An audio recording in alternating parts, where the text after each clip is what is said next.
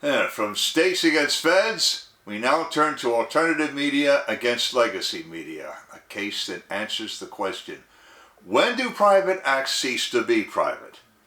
Good morning, ladies and gentlemen. This is another declaration of truth from your host, Terry A. Hurlbut. A coalition of alternative medical practitioners and alternative editors filed a massive antitrust action against 4 big legacy media firms. Those firms are part of the legacy media half of the Trusted News Initiative, which the British Broadcasting Corporation founded in 2020.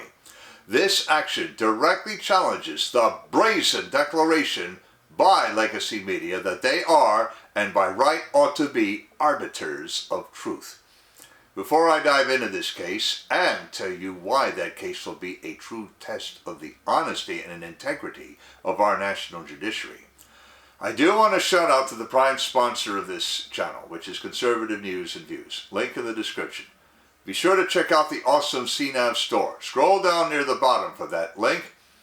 Lots of great merchandise there, especially this t-shirt that I have chosen for today, which reads, Pravda, better than CNN. As you know, Pravda is Russian for truth. Now, back in the days of something called the Soviet Union, that was a joke. But today, CNN is the joke, because CNN is the legacy media. And now, the legacy media have to come up before a judge and maybe to 9 men and women in a building with Corinthian columns on First Avenue East. One more thing. If you like what you're about to hear, you can like this video. You can also click the bell icon to get a notice every time I come out with a new one. In fact, do you see the new icon, the heart shape with the US dollar sign in it? That's the super thanks icon. If you really want to keep these videos coming, click that and leave me a tip. Any currency will do, so long as it's legal tender. Now, reportage on this lawsuit comes from Creative Destruction Media and Children's Health Defense. Of course it does, because these are the 2 major organizational plaintiffs in the action, along with a smaller outfit calling itself Trial Site News. Other named plaintiffs include Joseph R. Mercola, D.O., and Ty and Charlene Bollinger. Maybe you recognize those names. The British Broadcasting Corporation, or the BBC, or more simply, the BEEB, founded the Trusted News Initiative, or TNI, in March of 2020. I have a link in the description to their homepage. Now, I don't usually do that, but I'm going to do it this time because seeing is believing. The immediate directory name in the URL says it all. Beyond Fake News. Hence, to them, anything they report is true, and anything any alternative media report is false, or at least unreliable. Their mission statement on their homepage reads, quote, "The Trusted News Initiative is a unique global partnership bringing together organizations across media and technology to tackle harmful disinformation in real time. The partnership focuses on moments of potential jeopardy that could threaten life or the integrity of electoral processes," unquote, the Trusted News Initiative. Does that highfalutin language sound familiar? It should! I repeated enough of it ad nauseam, which is fancy Latin for making you want to puke, in my coverage of the Twitter files and of the Intercept piece revealing that big tech players are state actors. The BEEB and its partners essentially allege that all who oppose them are guilty of reckless endangerment of human life, chiefly by giving medical advice that they allege has a false premise, and wrongful interference in elections, chiefly by suggesting that election integrity is not what it should be. So, just who are the partners in antitrust crime that fall under the umbrella of the Trusted News Initiative? The TNI About page lists the following firms as core partners: Associated Press, Agence France Presse, The BEEB, the Canadian Broadcasting Corporation and its radio arm, Radio Canada, the European Broadcasting Union, the Financial Times, the Information Futures Lab, Google and its partner U2, The Hindu, the Nation Media Group, Meta, which is the parent of Facebook and Instagram, Microsoft, Reuters. Now here's a new one on me, the Reuters Institute for the Study of Journalism, Twitter, the Washington Post, Kompas of Indonesia, Dawn of Pakistan, Indian Express of India, NDTV, also of India, the Australian Broadcasting Corporation in Australia, SBS in Australia, and NHK in Japan. Now let me say a few words about NDTV. Occasionally, NDTV carries material by Epoch Times hosts. However, the Epoch Times is not part of TNI and, furthermore, maintains its own video outlet. The TNI runs a Trust in News conference every year. They hosted the first two in 2021 and 2022. I will now get into the details about the lawsuit, which we'll call CHD et al. Versus AP et al. Before I do, I want to shout out to a sponsor who can really help you through the economic storms to come. That sponsor is rsilverlines.com. Do you feel like you're working harder for your money just to get by? You are not alone. The fluctuating economy, the employment issues, and unexpected changes in life have left many families struggling over the past few years. Collecting gold and silver can help shield you against many of these challenges. But if you're like me many years ago, you don't know where or how to start. Our Silver Lines helps by connecting you with thousands of members who are learning the secrets to creating and protecting true wealth by collecting precious metals. Whether you just want to collect rare and unique coins or take advantage of the business opportunities this company provides, either way, they can help you learn to live an exceptional life. Visit rsilverlines.com to learn how you can build a legacy for your future. And now I'm going to name at least some of the plaintiffs and all of the defendants in that lawsuit. CHD, CD Media, the trial site, Dr. McCullough, the Bollingers, and other natural persons, including Robert F. Kennedy Jr., and I do mean of those Kennedys, filed the action. They filed it in the United States District Court for the Northern District of Texas, specifically in the city of Amarillo. CHD maintains a link to their 96-page complaint. I have that link in the description, and also a link to their one-page executive summary. The plaintiffs accused TNI of collaborating as a group to deny critical facilities or market access to rivals, close quote. Now, such a collaboration is a group boycott, and as such it is against American antitrust law. Look it up. Northwest Wholesale Stationers Incorporated versus Pacific Stationery and Printing Company, 472 U.S. 284, 1985. They also cite an even bigger and older case, Associated Press versus United States, 326 U.S. 1, 1945, on the point of freedom of the press.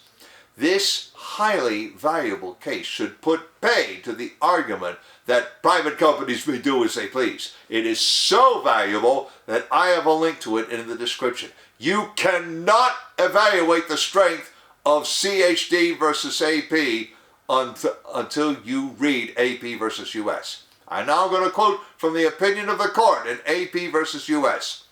Quote, "The First Amendment rests on the assumption that the widest possible dissemination of information from diverse and antagonistic sources is essential to the welfare of the public, that a free press is a condition of a free society.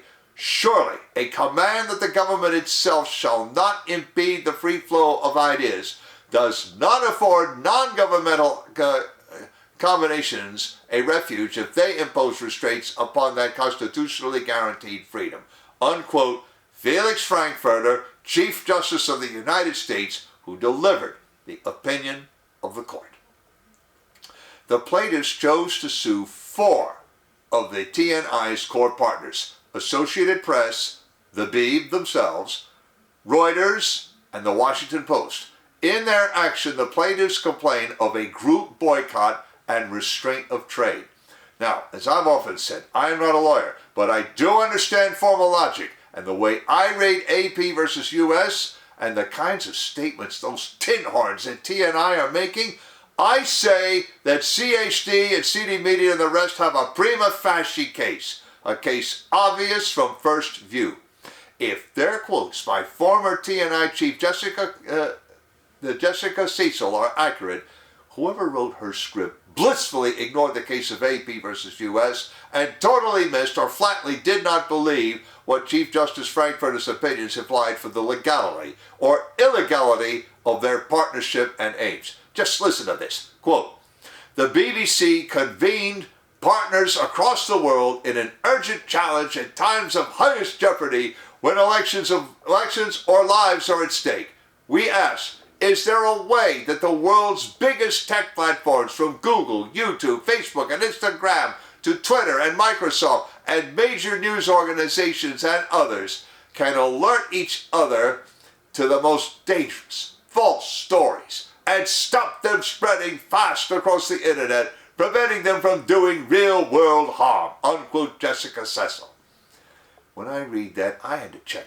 I read that. I had to check twice. I had to be sure I wasn't reading a statement by Fräulein Irma Bunt, the last lady friend of Ernst Stavro Blofeld in Ian Fleming's On Her Majesty's Secret Service, and You Only Live Twice. Or you take this statement by James Angus, defining the role of the news leader. News leader? He has got to be kidding!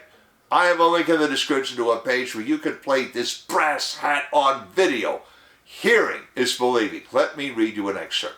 Quote, "Of course, the members of the Trusted News Initiative are rivals. But in a crisis situation like this, absolutely organizations have to focus on the things they have in common, rather than their commercial rivalries.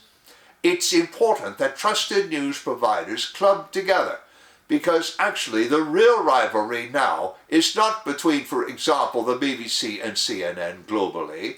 It is actually between all the trusted news providers and a tidal wave of unchecked reporting that's being piped out mainly through digital platforms.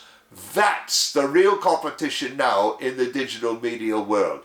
Of course, organizations will always compete against one another for audiences.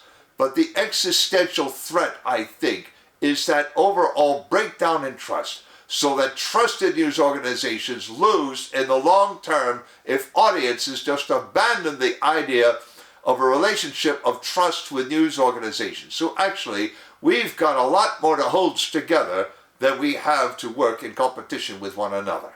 Unquote, James Angus. I ask you, who does he think he is? Charles Townshend of Intolerable Act fame? He admits that the TNI exists to stifle a class of rivals they specifically define as alternative media and medicine. That rumble you hear is Chief Justice Frankfurter clearing his throat or spinning in his grave. CHD President and General Counsel Mary Holland explained why CHD and its fellow plaintiffs sued legacy media outlets alone. The big tech firms all have headquarters in Northern California. In fact, Twitter still has its headquarters in San Francisco, for example. These firms require binding arbitration and that users file any request for judicial intervention in Northern California courts. Not caring to contend with judicial bias, CHD and the others chose to file in northern Texas. Interestingly, they filed in the federal court in Amarillo, not the Superior Court of the state of Texas. But not to worry, says Holland. If they can show a conspiracy between the foreign named defendants and the other TNI partners, those partners are liable. The statements by Ms. Cecil and Mr. Angus constitute evidence on that very point. The plaintiffs mainly concern themselves with the very narratives the TNI sought to protect. Most of those concern the virus that shall remain nameless and the jab. CD Media cites a laundry list of claims the TNI considers misinformation that you will recognize if you go to the YouTube Help Center and view their community guidelines. Check out their misinformation policies, especially regarding the virus that shall remain nameless and the jab. Except, YouTube has since quietly dropped some misinformation allegations from their own laundry list. Twitter had one, but they literally deleted it. Besides that, the suit cites TNI trying to suppress the Hunter Biden laptop story. The lawsuit cites information from the Twitter files to show inter-firm communication and coordination, according to CD Media. Furthermore, they discuss Joseph R. Mercola's complaint. YouTube erased his account on September 29, 2021. Mercola had to read about it in the Washington Post. I noticed something was wrong when Mercola's most famous video, The Town of Allopath, became unavailable. Holland makes much of TNI acting as a global media monopoly, but she actually need not show that. The Supreme Court's opinion in AP versus U.S. specifically states that AP had not established a complete monopoly is irrelevant.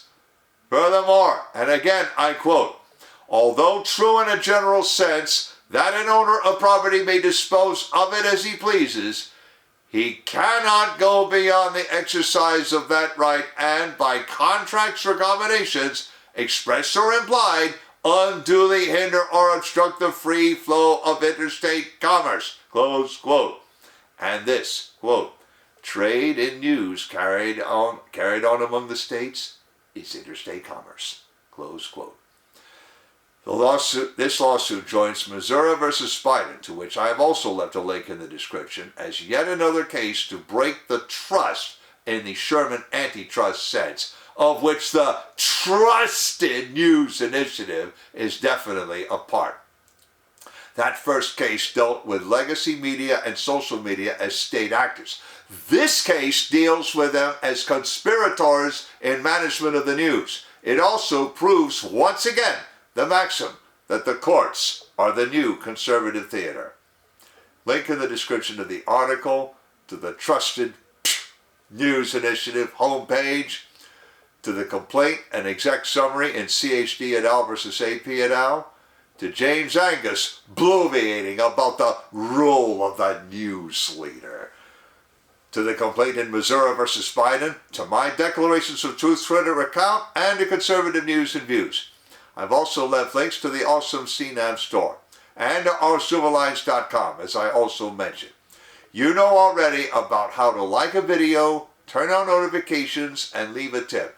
On the end screen, I'm going to leave a subscribe link to my channel and links to my Twitter Files playlist, my State Actors video, and a video by my good friend Dr. Stephen Turley giving his take on this lawsuit. This is Terry A. Hurlbut delivering another Declaration of Truth and reminding you to let the truth set you free.